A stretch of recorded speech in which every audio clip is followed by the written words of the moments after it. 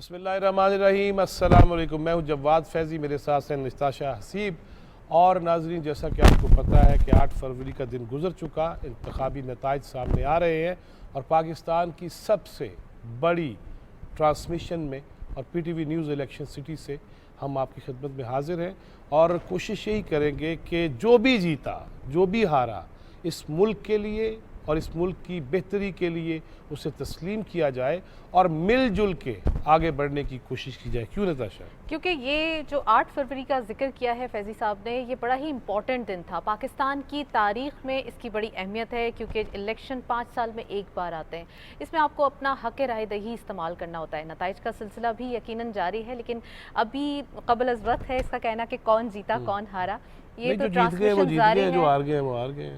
चलिए तो आगे भी आएगा। खूबसूरती है मेहमानों का तारुफ भी करा देते हैं। हमारे साथ सीनियर जर्नलिस्ट, हमारे कोलीग, एंकर पर्सन जनाब शहजादा जुल्फ़कार। बहुत शुक्रिया शहजाद साहब, बल्कि अब क्या बार बार शुक्रिया अदा करना, मुसलसल इकट्ठे ही हैं।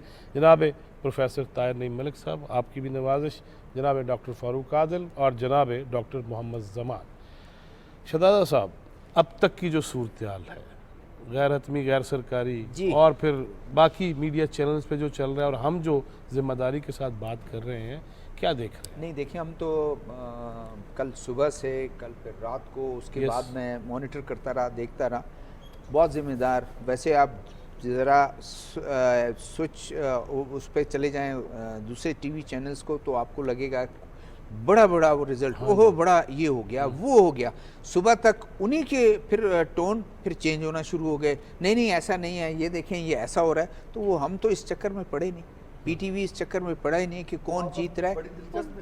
बड़ी जल्दबाजी का मुजाहरा करते हैं। वो जो कोर्ट में जाने की जिसने धमकी दी जी, अभी मतलब यह है कि एक टीवी चैनल ने फ़ौरन लाहौर के एक हल्के का जो है ओन चौधरी साहब का, उन्होंने वोट वही थे लेकिन रिवर्स कर दिया, उनको जिता दिया वकील साहब को, सलमान अकरम राजा साहब को। और थोड़ी देर में वो चलता रहा, उस पर डिबेट भी होता रहा, उस पर बात भी करते रहे कि ये बड़ा अच्छा एंट्री, बड़ी अच्छी एंट्री है कि ये जा रहे हैं उसमें और ये बड़ा संजीदा। और ये वो थोड़ी देर बाद एकदम स्क्रीन पे आए कि जी वो रिवर्स हो गया, वो ह्यूमन एरर है। तो ये तो जल्दबाजी में ये हो जाता है। एक ही नहीं हुआ, कई हुए हैं उसको। तो हमने जो मैं सिर्फ आपकी इस बात को आगे बढ़ाता हूँ कि हमने जिम्मेदारी का मुजाहरा भी किया, क्योंकि जर्नलिस्ट का काम है कि आप कन्फर्म काउंटर उसको जो है वो भी कर लें, उसको डबल चेक कर लें, देखने के बाद उसको चेक करने के बाद फिर चीज़ों को आगे बढ़ाएं।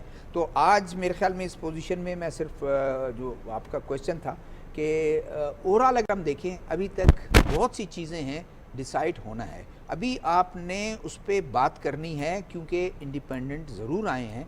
इंडिपेंडेंट सब आप नहीं कह सकते हैं एक ही क्वार्टर के हैं, एक ही उसके हैं। ये पता चलेगा 2-3 दिन में कि वो कहाँ जा रहे हैं, क्योंकि अभी दौड़ शुरू हो गई है। पीपल्स पार्टी में भी वो भी कोशिश कर रहे हैं कि इंडिपेंडेंट्स के साथ बात करें। मुमकिन है कि नून लीग भी बात करे। ये दौड़ तो सर जारी रहेगी। और ये तो कहते हैं ना कि जब रिजल्ट्स आना शुरू होते हैं तो यहाँ पे दौड़ें लगी जाती हैं और फिर रिजल्ट्स का इंतज़ार रहता है। हुकूमत बनानी है, जो इस दौड़ में कामयाब होगा वही जीतेगा। मैं डॉक्टर फ़ारूक साहब से पूछूंगी, डॉक्टर साहब आप क्या समझते हैं? रिजल्ट्स आ रहे हैं, कुछ अपसेट्स भी आ रहे हैं, कुछ एक्सपेक्टेशंस जो थी वो ही दिखाई दे रही हैं, तो आपका क्या ओवरव्यू है? अच्छा, शुक्रिया। इलेक्शन की खूबसूरती ये है कि उसमें बहुत कुछ अनएक्सपेक्टेड होता है। ये जो हम एक टर्म है ना हमारी जर्नलिज्म में, बुर्ज उलट गए, तो बुर्ज उलटते हैं और नए बुर्ज पैदा होते हैं। तो ये हम देख रहे हैं इसमें। जो मैं ये समझता हूँ कि इस इलेक्शन प्रोसेस में और ये जो हम इंतज़ार कर रहे हैं कि किस वक्त क्या होगा, हमें आज शाम 5 बजे का इंतज़ार करना चाहिए। शाम 5 बजे मियाँ नवाज़ शरीफ जो है वो प्रेस कॉन्फ्रेंस करने जा रहे हैं। मियाँ नवाज़ शरीफ की प्रेस कॉन्फ्रेंस बहुत सारी चीज़ें तय कर देगी। उससे ये भी पता चल जाएगा कि कौन कहाँ खड़ा है, कितने पानी में है और कौन कितना जमहूरियत पसंद है। ये सब चीज़ें वाज़े हो जाएंगी। और सच ये है कि अगर इंडिपेंडेंट जीत रहे हैं, और जैसे अभी शहजादा साहब ने फरमाया, अगर वो किसी एक ग्रुप से ताल्लुक़ रखते हैं तो वेलकम, और अगर नहीं ताल्लुक़ रखते तो वो अपनी शनाख्त वाज़े कर देंगे, जिधर जाना है वहाँ चले जाएंगे। लेकिन ये कि अभी मेरे ख्याल में कोई 80-90 रिज़ल्ट्स बाकी हैं। मैं देख रहा था कि वो जो 80-90 बाकी हैं वो भी अभी इब्तदाई मराहिल में है, कोई 20% पे है, कोई 30% पे है। तो अभी चीज़ें बहुत सारी तय होना बाकी हैं। कोर्स वही सेट करेंगे जी, कोर्स वो तय करेंगे। वो डायरेक्शन बताएंगे ना, कहाँ जा रही है डायरेक्शन। स्टार्टिंग में जिक्र किया शहजादा साहब ने कि पीटीवी ने बड़ी खूबसूरती से ये ट्रांसमिशन का एक जो सिलसिला है उसको वसूख के साथ जो है वो दिया। आप क्या समझते हैं, मैं डॉक्टर साहब से ही पूछूंगी, डॉक्टर मोहम्मद जमान साहब से, कि ये जो एक पैनिक की सिचुएशन नहीं फैलने दी जाती और एक बड़ा ही पॉजिटिव नोट पे और वसूख के साथ एक ऑथेंटिसिटी हम कहते हैं ना, जिसे कि तस्दीक के साथ चीज़ें स्टार्ट की हैं, तो इसमें आप क्या कहना चाहेंगे? और जो गलतियां हो रही है जैसे इन्होंने बताया जानबूझ के या बाय द वे, सो आपका मेरा क्या ख्याल है take हम सारे लोग जो है वो मॉनिटर कर रहे हैं बड़ा केयरफुली, और जब हम प्राइवेट चैनल्स जितने भी हैं उनको देखते हैं तो उसमें बहुत ज़्यादा गैप्स है रिजल्ट्स में। जितने भी प्राइवेट चैनल्स हैं हर एक की अपनी अपनी टेबुलेशन है, और उसके मुकाबले में पीटीवी पे कहीं ह्यूमन एरर ज़रूर हो सकता है, लेकिन ओवरऑल जो पीटीवी पे रिज़ल्ट्स आ रहे हैं वो काफ़ी क्रेडिबल आ रहे हैं और हमें इसको अप्रिशिएट करना चाहिए। इतने लोग इन्वॉल्व हैं, ज़ाहिर नेशनल टीवी है और पूरी दुनिया में स्टेट का फेस है और बड़ी शानदार रिज़ल्ट्स कंपाइल कर रहे हैं, we appreciate. At the same time हमें ये जहन में रखना चाहिए कि कल से हम बात कर रहे हैं कि प्रोग्रेसिव जो रिज़ल्ट्स हैं दे डू नॉट इंडिकेट कि जनाब आपके पास अब रिज़ल्ट्स आ गए और यही फॉलो कर, यही ट्रेंड्स चलेंगे। अब देखें 5%, 10% ये कुछ भी नहीं है, वो रिज़ल्ट किसी वक्त भी चेंज हो सकते हैं। मेरे ख्याल में इसके लिए कोई सर्टेन टाइम पीरियड होना चाहिए या एटलीस्ट कोई परसेंटेज होनी चाहिए ताकि रिज़ल्ट्स उस वक्त अनाउंस हों। अदरवाइज़ जो हमारा नेशनल नैरेटिव है वो हमेशा से हम सुनते आ रहे हैं, धांधली होगी, धांधला हो गया, ये हो गया, वो हो गया, तो उससे बचने के लिए, क्योंकि इससे रिजल्ट्स की फिर क्रेडिबिलिटी एट क्वेश्चन है। बिल्कुल रिजल्ट्स के हवाले से भी बात करेंगे, लेकिन अभी हमारे तर्जुमान राशिद याकूब साहब मौजूद हैं इलेक्शन कमीशन में, उनकी नुमाइंदा तर्जुमान निगहत सिद्दीक साहिबा के साथ हैं, तो उनसे भी बात करते हैं। तर्जुमान है इलेक्शन कमीशन के, ओवर टू यू राशिद साहब।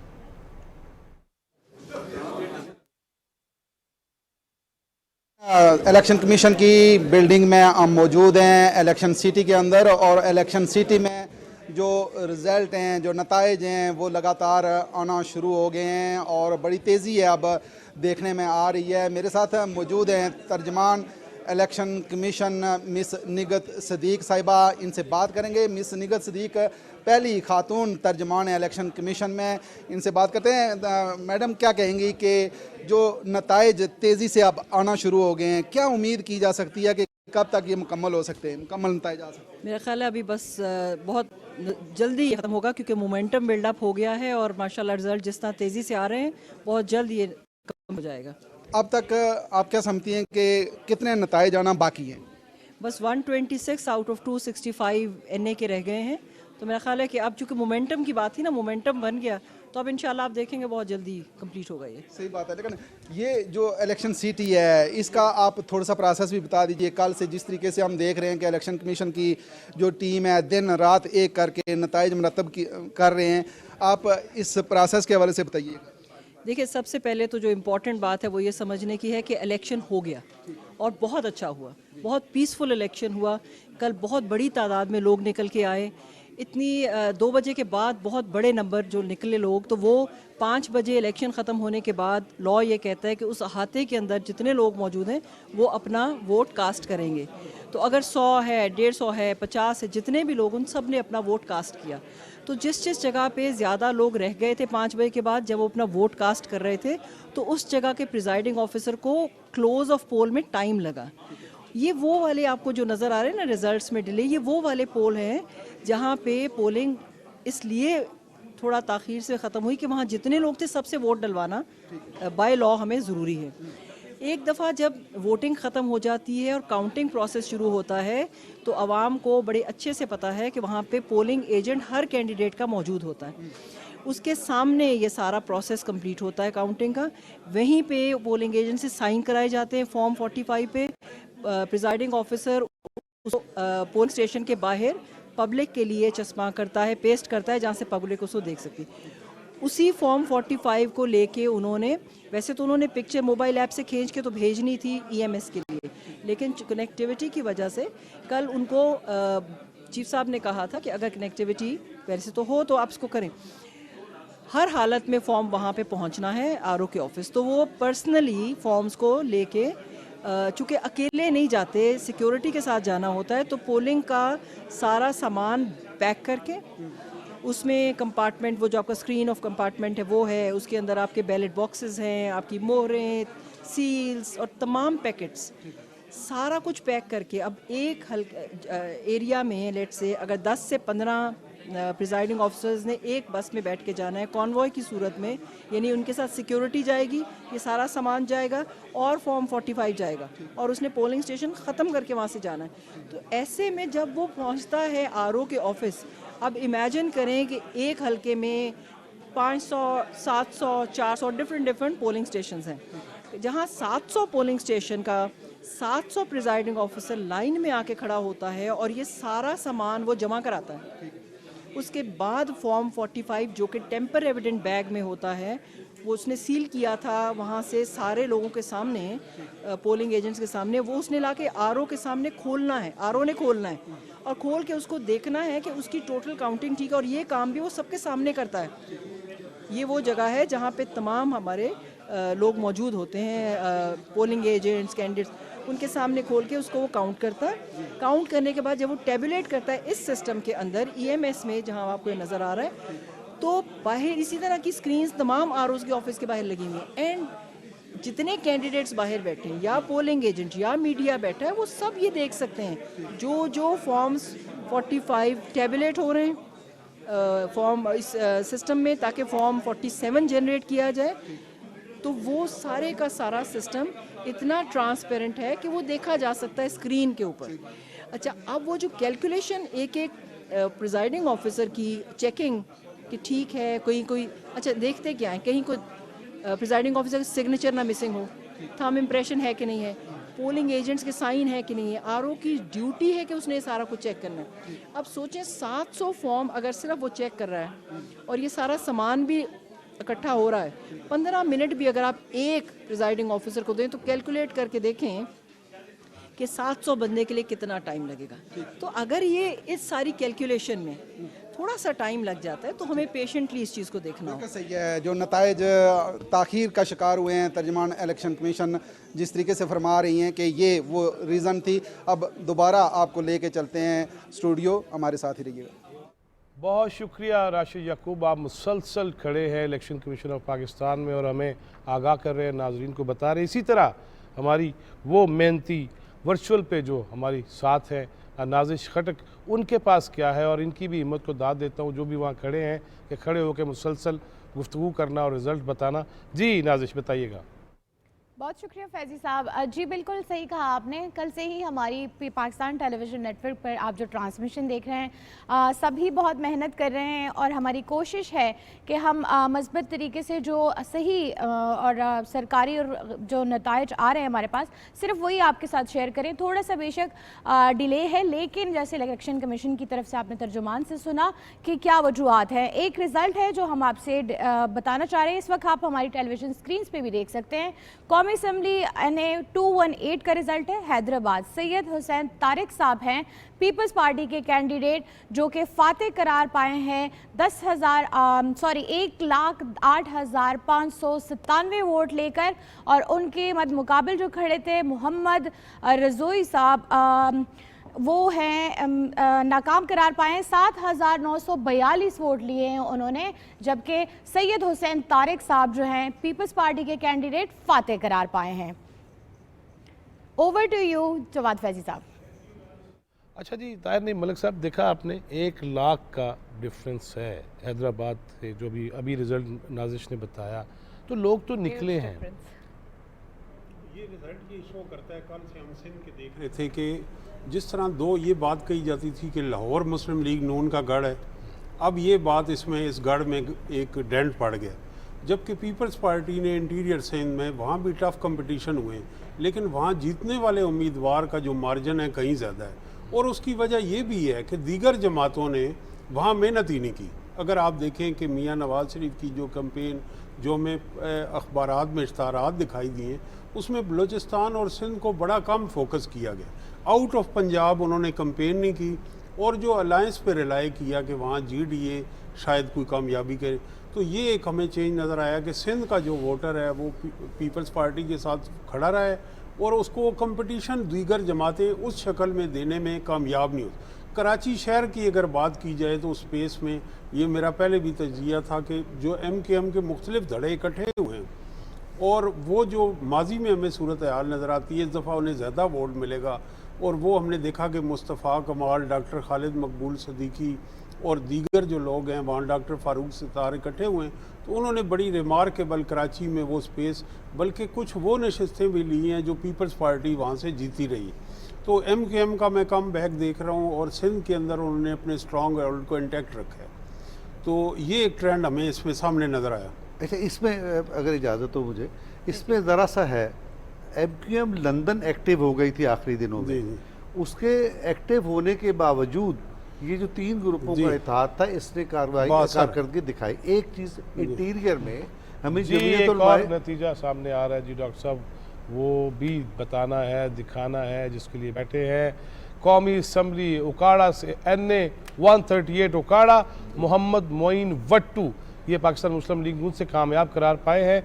इन्होंने वोट लिए 1,22,678 और मुस्लिम लीग नून के मोइन वट्टू ये पहले भी रुकने कौमी असम्बली थे, अब दोबारा मुंतखब हुए हैं।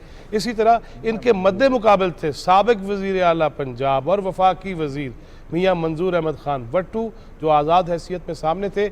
उन्होंने 89,692 वोट हासिल किए हैं और यूँ मोइन वट्टू 1,22,678 वोट लेकर कामयाब करार पाए। अच्छा, सिंध से हमें जमीयत उलमा इस्लाम की कोई बहुत बड़ी मैं तो क्या बोल रहा हूँ, ठहर दो जरा। अच्छा जी, जीत गए हैं पीर सैयद फजल अली शाह जिलानी साहब, पाकिस्तान पीपल्स पार्टी से इनका ताल्लुक है। NA 203 खैरपुर और पीर सदरुद्दीन शाह GDA के उम्मीदवार वो नाकाम हुए हैं, वो शिकस्त उनको मिली है। और पाकिस्तान पीपल्स पार्टी के पीर सैयद फजल अली शाह जिलानी 1,28,830 वोट लेकर कामयाब करार पाए, जबकि पीर सदरुद्दीन शाह साहब ने 98,236 वोट हासिल किए हैं।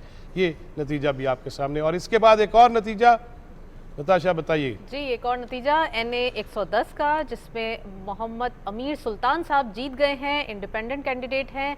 1,99,590 वोट्स इन्होंने हासिल किए हैं, जबकि मोहम्मद आसिफ मापिया साहब जो हैं वो हार चुके हैं, यानी कि रनर अप रहे हैं। इन्होंने भी 1,04,171 वोट हासिल किए और ये पाकिस्तान मुस्लिम लीग नून से इनका ताल्लुक था। इसके बाद कौमी असम्बली के NA 233 कुरंगी कराची मोहम्मद जावेद हनीफ खान MKM पाकिस्तान से 1,03,967 और इनके सामने थे आज़ाद उम्मीदवार मोहम्मद हारिस जिन्होंने 58,753 वोट हासिल किए।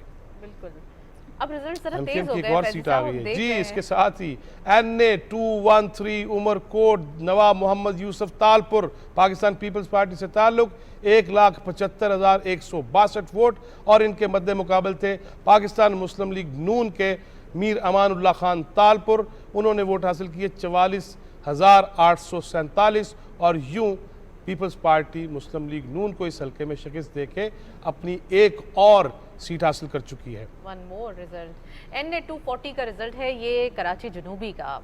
MQM के कैंडिडेट कामयाब हो चुके हैं, अरशद अब्दुल्ला वोहरा साहब। एग्जैक्टली 30,573 वोट्स इन्होंने लिए हैं। अरशद अब्दुल्ला वोहरा साहब और रमज़ान साहब पीछे रह चुके हैं, आप इंडिपेंडेंट कैंडिडेट हैं। 27,318 वोट्स इन्होंने हासिल किए। There is not a huge difference Faizi साहब। अच्छा जी, इसके बाद NA 211 मीरपुर खास पीर आफ्ताब हुसैन शाह गिलानी पाकिस्तान पीपल्स पार्टी से इनका ताल्लुक 84,512 वोट इन्होंने हासिल किए और हारने वाले हैं अली नवाज शाह जो आज़ाद हैसियत में मद्दे मुकाबिल थे 53,880 वोट इन्होंने हासिल किए। मीरपुर खास NA 211 का नतीजा आपके सामने है। एक और नतीजा NA 47 इस्लामाबाद से तारिक फजल चौधरी साहब PMLN के कैंडिडेट कामयाब करार पाए हैं। इन्होंने लिए 1,02,502 और मोहम्मद शुएब शाहीन इन्होंने लिए हैं वोट 86,396। डॉक्टर तारिक फजल चौधरी जो मुस्लिम लीग नून इस्लामाबाद के सदर भी हैं और पहले वजीर भी रह चुके हैं, वो कामयाब करार पाए हैं। और जनाब Shoaib Shaheen there is no doubt मकबूलियत में उनका भी ग्राफ बहुत बुलंद था जब वो मुख्तलिफ TV टॉक शोज में बात करते थे। इसके बाद एक और नतीजा जी NA 221 टंडू मोहम्मद खान सैयद नवीद कमर पाकिस्तान पीपल्स पार्टी के मरकजी रहनुमा 1,10,892 वोट इन्होंने हासिल किए और मोहम्मद इरफान आज़ाद हैसियत में जो थे वो 23,810 वोट ले सके। ये भी बहुत बहुत बड़ा फ़र्क है। ये बड़ा फर्क है, इससे पहले ये थोड़ा सा हमने trend कम मैं फर्क बता देखा, लेकिन अभी बहुत कुछ कांटे के मुकाबले जी तो जनाब, बड़े हैं। PP10 रावलपिंडी, इसमें नईम एजाज पाकिस्तान मुस्लिम लीग नून के उन्होंने 48,750 वोट हासिल किए, जबकि आज़ाद हैसियत में सामने आने वाले चौधरी मोहम्मद अमीर अफजल उन्होंने 34,413 वोट हासिल किए हैं। नईम एजाज पाकिस्तान मुस्लिम लीग नून से वो कामयाब हुए। एक और नतीजा PP73 का सरकोदा से जो है वो आपके खिदमत में मोहम्मद अंसर इकबाल साहब जो है वो आज़ाद हैसियत में जीत चुके हैं। 58,178 वोट्स हासिल किए, जबकि मियां सुल्तान अली रांझा साहब PMLN के कैंडिडेट वो रनर अप रहे हैं। 46,498 वोट्स हासिल किए हैं। यहाँ भी एक डिफरेंस दिखाई देता है फैजी साहब। एक जी और जनाब, नतीजा। एक और हल्का PP96 चनियोट जुल्फकार अली शाह आज़ाद हैसियत में उन्होंने 52,721 वोट हासिल किए, जबकि एक मजबूत आवाज़ पीपल्स पार्टी की उनके पार्लिमानी सेक्रेटरी थे सैयद हसन मुर्तज़ा गुज़िश्ता पंजाब असम्बली में वो 43,181 वोट हासिल कर पाए और यूँ 9,000 के करीब का फ़र्क है। एक और हल्का जी PP69 गुजरांवाला पाकिस्तान मुस्लिम लीग नून के इरफान बशीर 47,902 वोट लेकर कामयाब करार पाए, जबकि उमर जावेद विर्क जो इस बार आज़ाद हैसियत में सामने आए थे 43,165 वोट हासिल कर पाए और यूँ मुस्लिम लीग नून ने ये सीट जीत ली। एक और नतीजा PP180 कसूर एहसन रज़ा खान साहब जीत चुके हैं। यहाँ पर आज़ाद हैसियत में आपने इलेक्शन लड़ा, 34,806 वोट हासिल किए, जबकि वक्कास हसन मोकल साहब हार चुके हैं।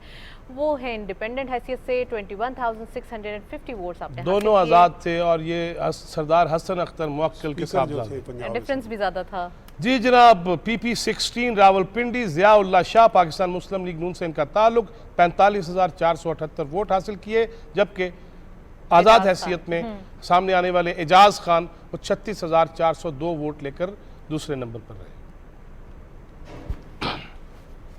नेक्स्ट जी सिंध असम्बली से PS 105 कराची मशरकी से सईद गनी साहब कामयाब करार पाए हैं। 26,168 वोट हासिल किए हैं, जबकि इरफान उल्लाह खान मरवत साहब पीछे रह चुके हैं। GDA से आपका ताल्लुक है। वो 20,111 वोट हासिल किए हैं। There is a difference. PS 110 Karachi जनूबी रेहान बंदूकदा, ओके बंदूकदा कहते हैं, Yes, बंदूकदा, ये जी बंदूकदा इंडिपेंडेंट हैसियत से इनका ताल्लुक है। 47,450 वोट हासिल किए, जबकि सुफियान साहब जमात इस्लामी से इनका ताल्लुक 22,630 वोट हासिल कर पाए। कराची के भी अब रिजल्ट्स आना शुरू हो चुके हैं और बैक टू बैक रिजल्ट्स आ रहे हैं। जी जनाब, PS 106 106 कराची जनूबी सज्जाद अली आज़ाद हैसियत में सामने थे, वो 20,658 वोट लेकर कामयाब, जबकि पाकिस्तान पीपल्स पार्टी के उस्मान गनी 16,854 वोट लेकर दूसरे नंबर पर रहे। एक और सिंध असम्बली से नतीजा सामने आया है। PS 38 शहीद बेनज़ीराबाद से गुलाम कादिर चांडियो साहब जीत चुके हैं। पीपल्स पार्टी से आपका ताल्लुक है। 66,121 वोट्स हासिल किए, जबकि सैयद ज़ैनुल आबिदीन GDA से आपका ताल्लुक है। 40,839 वोट्स के साथ आप दूसरे नंबर पे रहे हैं। यहाँ से शहीद बेनज़ीराबाद से ये नतीजा आपके एक सामने और आया। नतीजा आपके सामने है जी। PS 66 Tando Mohammad Khan Syed Ijaz Hussain Shah Pakistan people's party से इनका ताल्लुक 47,649 वोट लेकर कामयाब, जबकि अहमद सईद जान आज़ाद हैसियत में सामने थे, 17,632 वोट लेकर दूसरे नंबर पर रहे।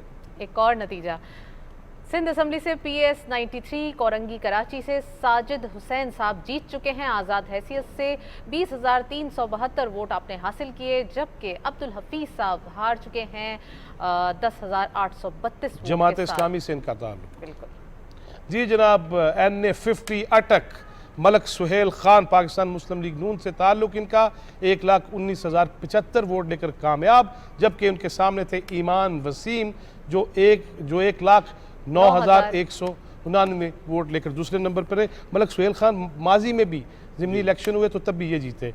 जी एक जनाब, और कौमी नतीजा। Assembly NA 54 independent Aqeel Malik 85,912 vote लेकर कामयाब, जबकि उनके सामने भी आज़ाद हैसियत में अजरा मसूद साहिबा थी जिन्होंने 73,694 वोट लिए और वो दूसरे नंबर पर रही। एक और नतीजा आपके सामने कौमी असम्बली से 236 कराची मशरकी जीत चुके हैं। हसन साबिर साहब जीत चुके हैं MQM से 38,871 वोट हासिल किए, जबकि मोहम्मद मुजम्मिल कुरैशी साहब दूसरे नंबर पर दिखाई दिए 32,231 वोट जो है उन्होंने हासिल किए। उर्दू इस थोड़ी जी सी जनाब, एक difficult- और नतीजा आपके सामने। PP91 भक्कर से गजनफर अब्बास जो आज़ाद हैसियत में थे, उन्होंने 62,027 वोट हासिल किए, जबकि उनके सामने भी आज़ाद उम्मीदवार सईद अकबर खान नवानी, इनका पूरा नाम, ये 61,431 वोट हासिल कर पाए और दूसरे नंबर पर रहे।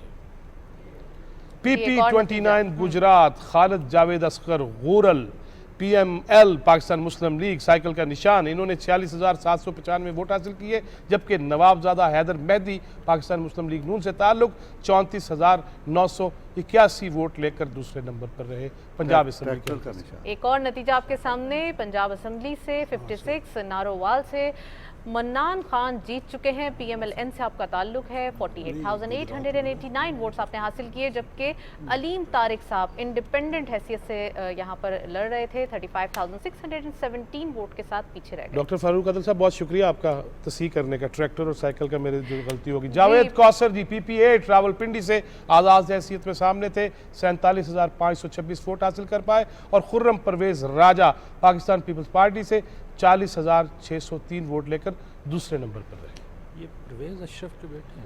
एक और नतीजा हमारे सामने है।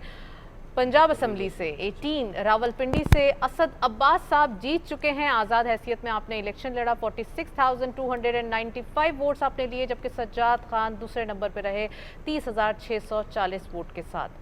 तो ये बैक टू बैक अभी नताइज सामने आ रहे हैं फैजी साहब। PP129 झंग से मियां मोहम्मद आसिफ साहब जीत चुके हैं। आज़ाद हैसियत से आपने इलेक्शन लड़ा। 37,235 वोट्स हासिल किए, जबकि खालिद गनी साहब PMLN के दूसरे नंबर पर करार पाए। 28,522 वोट्स हासिल किए। जी जनाब, इसी तरह PP102 फैसलाबाद जाफर अली हूचा पाकिस्तान मुस्लिम लीग नून से ताल्लुक 30,558 वोट इन्होंने हासिल किए, जबकि शाहीर दाऊद भट्ट आज़ाद हैसियत में सामने थे, 29,994 वोट लेकर दूसरे नंबर पर रहे। एक और नतीजा आपके सामने है। PP188 उकाड़ा 188 उकाड़ा नूरुल अमीन वट्टू पाकिस्तान मुस्लिम लीग नून से इनका ताल्लुक, 56,596 वोट हासिल किए इन्होंने, और मुअज़्ज़ब जहाज़े वट्टू 37,913 वोट लेकर आज़ाद हैसियत में दूसरे नंबर पर। एक और नतीजा हमारे सामने PP144 शेखुपुरा का नतीजा है, जहां से मोहम्मद सरफराज डोगर साहब जीत चुके हैं। इंडिपेंडेंट हैसियत से आपने इलेक्शन लड़ा। 58,413 वोट्स आपने लिए, जबकि सज्जाद हैदर नदीम साहब दूसरे नंबर पर रहे 34,239 वोट्स के साथ। शेखुपुरा से ये रिजल्ट आपके सामने। एक और नतीजा जी PP93 93 बक्कर से मोहम्मद आमिर इनायत शाहानी 50,425 वोट इन्होंने हासिल किए, जबकि मोहम्मद ज़ियाउल्लाह खान वो भी आज़ाद हैसियत में थे और 45,580। आज़ाद हैसियत के हवाले से नाज़रीन अभी बात करेंगे, रिजल्ट आ रहे हैं वो पहले आपसे शेयर करते हैं। पंजाब असेंबली से एक और नतीजा 175 कसूर जीत चुके हैं। राशिद तुफैल साहब आप इंडिपेंडेंट हैसियत से लड़े। 44,932 वोट्स हासिल किए, जबकि रशीद अहमद खान साहब पीछे रह चुके हैं 38,245 वोट्स के साथ। PMLN से आपका ताल्लुक है। कसूर का नतीजा आपको बता रहे थे।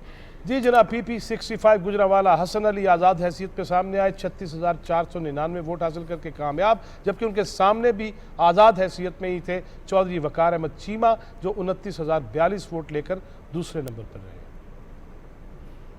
एक और रिजल्ट PS67 सिंध असेंबली से टंडो मोहम्मद खान से ये नतीजा आपको बता रहे हैं। खुर्रम करीम सोमरो साहब जीत चुके हैं। पीपल्स पार्टी से आपका ताल्लुक है। 51,886 वोट्स हासिल किए, जबकि कदीर बख्श मक्सी साहब जो है वो दूसरे नंबर पर रहे। कादर बख्श मक्सी हैं ये, जी, और वो हम आई और ई रनर अप रहे हैं बिल्कुल 16,602 वोट्स के साथ। जी जनाब, PS99 कराची मशरकी सैयद फरहान अंसारी MQM पाकिस्तान से ताल्लुक 26,658 वोट हासिल किए, जबकि मोहम्मद यूनुस बराई जमात इस्लामी से इनका ताल्लुक 22,321 वोट हासिल किए। अच्छा जी, मलिक साहब आप बात कर रहे थे, लेकिन मैं चाहूँगा शहजाद साहब फिर एक दफ़ा दो तीन चीज़ें हैं। अभी आपने देखा कसूर का एक हल्का, रशीद खान साहब वो दूसरे नंबर पर रहे। ये वो रशीद खान साहब है जो पहले MNA थे और इन्होंने अपनी सीट दी जनाब शहबाज शरीफ को कि आप मेरी जगह पे आ जाए और ख़ुद सूबाई असम्बली से भी हार गए। इसी तरह मुझे ये बताइएगा, अगर मानसेरा से नवाज शरीफ साहब को देखें, अगर रेरा इस्माइल खान से मौलाना फजलुर रहमान को देखें, अगर लाहौर से बिलावल भुट्टो जरदारी साहब को देखें, तो ये सरबराहान हैं और कायद सरबराहान। और मेन उसके साथ रफीक साहब को आप देख लें, आप अकरम राजा साहब को देख लें कि जो बहुत पार्टी हेड का वो कह रहे हैं। पार्टी नहीं, पार्टी हेड देखें, पार्टी हेड भी हारना तो उन्होंने ऐसा नहीं है कि बिल्कुल। हम इसी प्रोग्राम में बैठे हुए थे जब आज सुबह तक भी बैठे हुए थे, जब बात हम कर रहे थे मौलाना साहब की, किसी मुझसे पूछा, उन्होंने हमारे दोस्त ने पूछा कि मौलाना साहब पशीन में पहली दफ़ा क्यों आके लड़ रहे हैं। सजाद ने पूछा, सजाद ने। तो मैंने कहा हतमी बात नहीं है, लेकिन हो सकता है वहाँ से उनको उनकी सीट सिक्योर ना हो, थ्रेट हो उनको। और ये क्योंकि बहुत आसान सीट है, इससे इस तरह जो आप एक और चीज़ आपने अगर नोट की हो, कराची में कभी वोट पड़ता था MQM के 98,000, एग्जैक्टली 1,20,000, 1,50,000। अभी सारे 20 और 30 से नीचे कभी तो वो क्रॉस कर जाता था, जितनी वो लिमिट होती थी। अभी मैंने देखा बाज़ दफ़ा तो वोटर से भी ज़्यादा पड़ जाते थे। अभी 3 लाख वोट है, 3.5 पड़ जाते। अभी मैंने ये देखा कि सबसे ज़्यादा वोट अगर अभी तक किसी ने हासिल किए हैं वो आपके एबटाबाद और हरीपुर से उमर अयूब ने 1,92,000। नहीं, मेरा ख्याल है सर 2 लाख से ज़्यादा जो है वो मियाँ वाली से उमर न्याजी नहीं, उनके दूसरी जो कॉन्स्टिट्यूंसी है एहसन खान जी, एहसन खान ने 2 लाख से ज़्यादा जी, 2 लाख से ज़्यादा, that is the highest one. Highest, अच्छा ये कराची में हाईएस्ट हुआ करता था। अच्छा चलें, ये वो 60 तो जाना चाहिए था, अब सब 20 और वो। अच्छा, आप देख रहे हैं जमात इस्लामी, एक और चीज़ आपने नोट, हाँ मैं यही जमात इस्लामी आप देखिए दूसरे नंबर पे आ रही है। दूसरे नंबर पे भी ऐसा नहीं है कि वो 2,000 वोट लें और वो 30,000 लें, 10,000 15,000, मतलब 50% 60% वोट ले रहे हैं। सवाल हो जाए। अच्छा ये जो जमात इस्लामी का जो एक, चलें आप जवाब दे दें सर। पहले सवाल तो कर लेंगे। सवाल समझ पहले से ही बोल दिया, सवाल मैं समझ गया हूँ आपका। मैं बताता हूँ कि हमें भी समझ में आए ना कि क्या पूछा सवाल जा करने रहा देना। जमात इस्लामी का जो एक वोटर है वो इंटैक्ट था या फिर ये नया वोटर आया है, क्योंकि यंगस्टर्स को भी बड़ा टारगेट किया है ना। वैसे ये सवाल बनता डॉक्टर फारूक, मैं इसमें पहले एक लाइन में बता दूं, डॉक्टर फारूक आदिल साहब मलिक साहब से पूछे, बड़े सीनियर ये मुदीर हैं, साफ़ी हैं, कराची की सियासत में लिखते हैं, हम इनसे सीखते हैं। लेकिन मेरे कराची और हैदराबाद में जमात की प्रेजेंस रही है 70s में, 80s में, 90s में।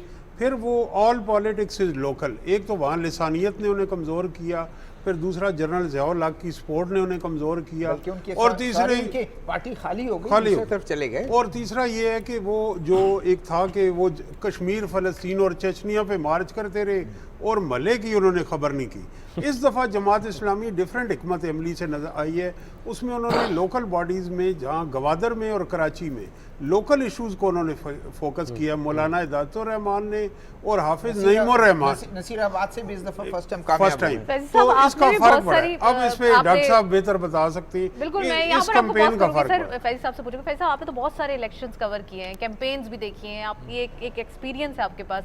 आपने देखा इस बार जो कैंपेन्स हुई हैं उनके अंदर भी डिफरेंट स्टाइल यूज़ किया, जैसे कि उन्होंने अपना तो बताया कि हम मैनिफेस्टो ये करेंगे, लेकिन जो दूसरी पार्टीज नहीं कर पाए उनका भी हाल भी दिखा दिया, यहाँ पानी पड़ा है, यहाँ पे ये मसला है, या यूँ है। इस हवाले से तो मेरी सिराजुल हक साहब से बात हुई, अमीरुल अज़ीम से बात हुई, तो उनका भी यही कहना था कि हमारे पास लगेज और बैगेज नहीं है कि हम रहे हों और हमारे ऊपर उंगली उठे।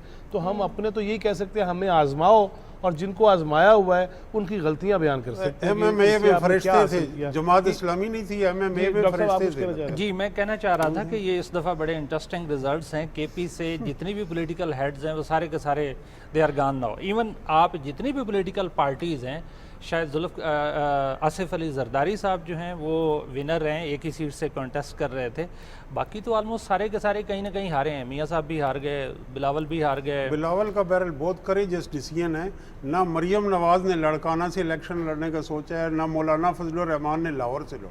तो वो जहाँ एक अलग पंजाब बात में डिक्लाइन है, उन्होंने एक रिवाइवल के लिए अच्छा करेजस फैसला ये बड़ा अच्छा फैसला है। लेकिन आप देखें अमीर जमात इस्लामी साहब जो हैं वो अपनी कॉन्स्टिट्यूंसी से हार गए, अहमद वली साहब हार गए, इसी तरह मौलाना साहब अपनी जो उनकी कॉन्स्टिट्यूंसी नवाज शरीफ साहब अपने आबाई हल्के से नहीं हारे, डॉक्टर मनसैरा से हारे। डॉक्टर फारूक आदिल से मैं एक सवाल ये इनसे करना चाहूँगा, इजाज़त ले लें। जमात इस्लामी की हमें परफॉर्मेंस मुझे अच्छी दिखाई दे रही है जी, लेकिन जो मायूस कौन परफॉर्मेंस है वोट बैंक के हवाले से, वो लाहौर और इस्लामाबाद में, लाहौर में लियाकत बलोच साहब हैं, फरीद पराच हैं, हाफिज सलमान भट्ट रहे हैं मरहूम, इसी तरह इस्लामाबाद में मियाँ असलम, लेकिन इन्होंने प्रोग्राम से कबल बताया तो वो जो बाकी मुल्क में ट्रेंड आ रहा है वो हमें यहाँ दिखाई नहीं दिया। अच्छा, अगर आप इजाज़त दें तो पहले कराची पे बात करें।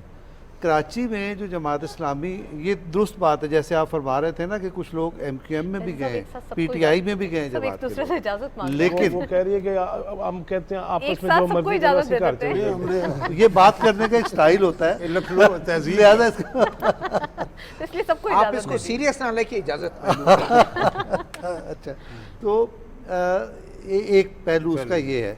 दूसरा पहलू ये है कि MQM का जो 30, 35, 40 बरस का दौर है जिसमें बड़ा जुल्म हुआ है, बहुत कत्लो गारत गरी हुई है, खूरेजी हुई है, लॉ एंड ऑर्डर के और सियासी मुखालिफिन के वायलेंस भी थी, वायलेंस भी हुआ, कत्लो गारत गरी हुई ना, तो जमात इस्लामी उसकी विक्टिम थी और उसके सामने खड़ी रही बड़ी हिम्मत के साथ कराची और लोकल बॉडीज में भी उन्होंने नेमत एक बात। लेकिन दो बातें हैं, एक तो ये कि हाफिज नईम ने आके अवामी मसाइल को उजागर किया। अभी सवाल किया जा रहा था क्या नए लोग आए, मेरी इतला के मुताबिक नए नौजवान बहुत मुतासर हुए हैं हाफिज नईम को, हाफिज नईम एक वहाँ मॉडल बन गए हैं। तो एक पहलू इसका ये है, लेकिन और भी मामला ये है कि जमात इस्लामी के बहुत सारी कमज़ोर पहलू भी हैं, उनकी तरफ अभी तवज्जो नहीं है, जिसका आपने लाहौर में या इस्लामाबाद में आप फिर हम फैजी साहब के प्रोग्राम में ये कमज़ोर पहलुओं पे बात करेंगे। अभी तो रिजल्ट नहीं बात, लेकिन डॉक्टर साहब उसमें एक पहलू मजबूत शायद पहलू भी मेरे ख्याल में बताऊंगा एक पहलू को हम उसको इग्नोर ना करें, ये उस वक्त थोड़ा राइज होता है उसका जमात इस्लामी का जिस वक्त MQM 3-4 हिस्सों में तकसीम हो जाती है। ये बात ठीक है, ये तकसीम होती है या बाइकआउट करती है, जी जी बाइकआउट करने के नतीजे में भी जमात को फायदा होता है। अच्छा, मेरी इलेक्शन से पहले जमात की लीडरशिप से तफसीली बात हुई कि आप किस स्ट्रेटजी के तहत जा रहे हैं इलेक्शन में, तो क्योंकि ट्रेंड तो ये है पंजाब में भी और दीगर हिस्सों में भी कि आप तो डिक्लाइन है आपका, जहाँ से आप 20,000 वोट लेते थे आप 2,000 वोट लेते हैं, 2,500 वोट लेते हैं, कभी उससे भी नीचे चले जाते हैं, तो इलेक्शन में जाने की ज़रूरत क्या है। तो कहना उनका ये था, मुनासिब नहीं उनका नाम लेना, उनका कहना ये था कि हम सीटें जीतने के लिए इलेक्शन में नहीं जा रहे, हमने एक स्ट्रेटजी बदली है, जैसे कराची में और गवादर में नज़र आती है। उनके नज़दीक इलेक्शन इस्लाम और कुफर की जंग ही होती है वैसे, तो सीटें लेकिन हमारा अपने वोटर्स को इंगेज करने के लिए और अपने उनका कहना यह है कि इस दफ़ा हमारे लिए टेस्ट केस है, अगर हम डबल डिजिट पे चले जाते हैं, 20-30 लाख पे चले जाते हैं, हम 3-4 लाख पे खड़े हैं कौमी सतह पर, अब मेरा छठी जमात से निकल के उस सतह पर चले जाते हैं तो हमारे लिए प्लानिंग का मौका होगा। अच्छा, ये जो रिजल्ट फैजी साहब आपने सुनाए इनमें बड़े अपसेट भी दिखाई दे रहे हैं, जैसे आपने हसन अख्तर मोकल की साहबजादे का बताया। जंग में मैं एक देख रहा हूँ कि अमीर अब्बास वहाँ आसिफ माविया जो आ रहे हैं, वो एक वहाँ की मजहबी सियासत के लंबरदार हैं आसिफ माविया साहब। इस दफ़ा नून लीग के साथ अलायंस था, और ये जो अमीर अब्बास हैं इनकी फैमिली, ये कोई नए लोग नहीं, साहबजादा नज़ीर सुल्तान, हाँ जी, जो और हमीद जो ये सजादा नशीन है हक बाऊ के, वो उस फैमिली से ये अमीर सुल्तान। तो ये कुछ हमें ट्रेंड, लेकिन और तारिक फजल चौधरी साहब का, वो पिछला इलेक्शन उन्होंने लूज किया था यहाँ, अच्छे PTI थी, लेकिन उन्होंने कम बैक दिया, 1 लाख से ज़्यादा वोट दी। अच्छा जी, कौमी उस्मान साहब, ये जो बात मलिक साहब ने किया, इधर ही आऊँगा। इस्लामाबाद में पहले तमाम नशीते गुज़िश्ता इंतखाबात में वो PTI को चली गई। अब ये जो देख रहे हैं हम कि एक में तो मुस्लिम लीग नून का उम्मीदवार नहीं था, उधर मुस्तफ़ा नवाज खोकर साहब भी सामने आए, फिर अंजुम अकील और शुएब शाहीन साहब 2 हल्कों से सामने आए। ये क्या नज़र आ रहा है इस्लामाबाद जैसे शहर में? इस्लामाबाद में देखें प्रोग्रेसिव रिजल्ट्स में तो हम उसकी अगर डिस्कस करेंगे तो उसकी कोई अहमियत नहीं है, लेकिन देखें नून लीग यहाँ से 2 सीटें विन कर चुकी है और 1 आज़ाद, तो इसका मतलब ये है कि इस्लामाबाद में मेजॉरिटी तो नून लीग ही लेगी ना। जहाँ तक पीटीआई है, अब पीटीआई को इसको दोबारा से अपने वोटर्स को किस हद तक वो मोबिलाइज़ करने में कामयाब हुए, यहाँ मुझे लगता है कि ये चूँकि शहरी वोट ज़्यादा है तो लोग जनरली लेट उठते हैं, फिर वो लाइनों में, और फिर टाइम इस दफ़ा नहीं बढ़ाया गया तो शायद ये एक फैक्टर हो सकता है। अदरवाइज़ मेरे ख्याल में यहाँ उसकी जैसे शहर तो कराची भी है, अगर लाखों वहाँ हो सकते हैं तो। हाँ, लेकिन अच्छा जी, एक और रिजल्ट की तरफ आते हैं जी। जी जनाब, NA-75 नारोवाल अनवारुल हक चौधरी साहब पाकिस्तान मुस्लिम लीग नून से ताल्लुक 99,625 वोट लिए, और दानियाल अजीज जिनके बारे में था बहुत आगे जा रहे हैं, मीडिया वो दिखा भी आज़ाद रहा था, हैसियत जीत में है गए। और 50,984 वोट लेके दूसरे नंबर पर रहे।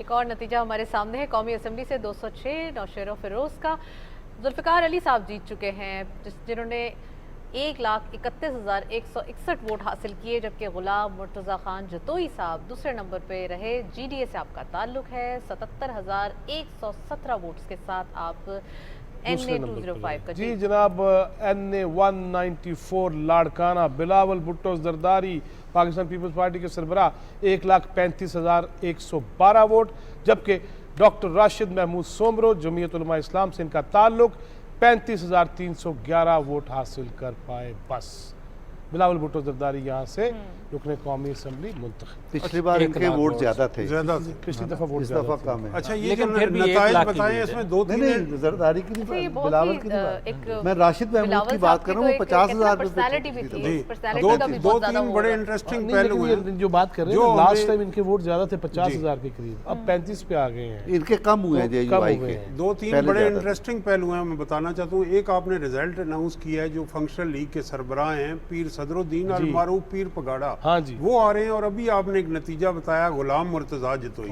ये एशिया के बड़े जागीरदार हैं लैंड के हवाले से। इनके मुकाबले में जुल्फ़िकार बेंड जो है वो एक मिडिल क्लास के उम्मीदवार हैं, और उन्होंने ये तीसरी दफ़ा मुसलसल जतोई फैमिली को पीपल्स पार्टी के टिकट पे शिकस्त दी है। तो एक आम तासर है, यहाँ मीडिया पे किया जाता है कि पीपल्स पार्टी शायद बड़े ज़िम्मेदारों की जमात है।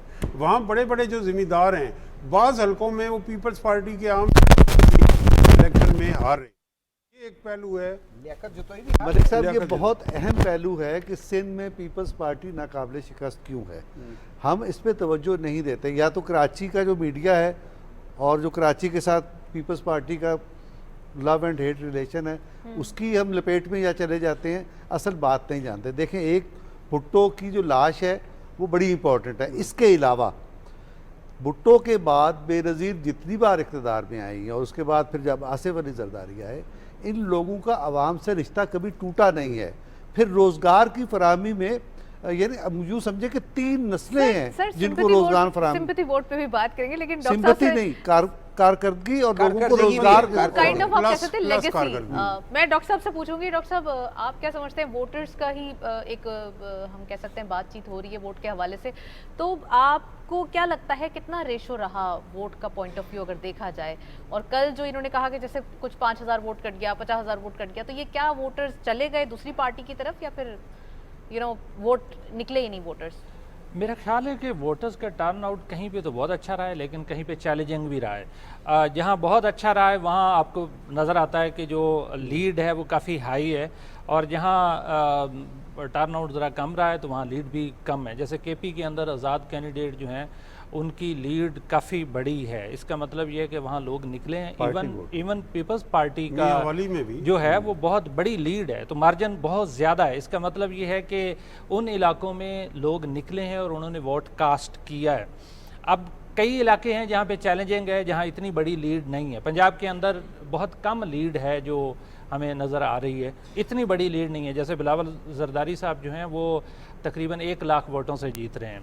इसी तरह से मियांवाली के अंदर बहुत बड़ा गैप है जहाँ PTI सपोर्टेड आज़ाद वहाँ के कैंडिडेट्स सारे बहुत बासर ज़्यादा- लोग जीत अबैदुल्ला चुके हैं, शादी खेल, नहीं, जीत नवाब ऑफ कालाबाग और रोकड़ी खानदान, जी बिल्कुल। ये सारे आ रहे हैं। और एक जो अब्बासीज़? हाँ खुरम हमीद रोकनी है उन्होंने मेरे ख्याल 4,500 खानदानी वोट वोट्स लिए पे भी बात सिर्फ- होगी ना कि ब्रादरी सिस्टम का भी बड़ा एक कल बहुत देखा जा रहा था कि ब्रादरी सिस्टम जो एक ब्रादरी का वोट होता है, खानदान का वोट होता है, लेकिन आज हमने एक ही खानदान के वोट्स उसमें भी मुकाबला अच्छा, देखा ये जो होता है, फैजी ये साहब एक ने खानदान रिजल्ट्स में देखे। 2 राइवल होते हैं, ये कोई नई बात नहीं है, लेकिन पॉलिटिकल जब तकसीम बढ़ जाती है तो उसमें फिर बिरादरी पीछे रह जाती है और सियासत आगे जाती है। डॉक्टर साहब अच्छा, बिरादरियों के अंदर भी बड़ी एक चीज़ अगर आप इंटरेस्टिंग- देखें कि सिंध में ये काफ़ी अरसे बाद ये हुआ कि अगर कोई ट्रेल कर रहा है उसको पीपल्स पार्टी के, उसको कहीं जीडीए और ज़्यादा जेयूआई के सर, वो फिर बढ़ बात रहे हैं। जारी और रखेंगे। ये हमें मैं ब्रेक पे इसी जाना पे है, बात ब्रेक करना पे चाहता जाना हूं, मौका नहीं मिलता इससे बात ब्रेक करने के का। बाद मौका पर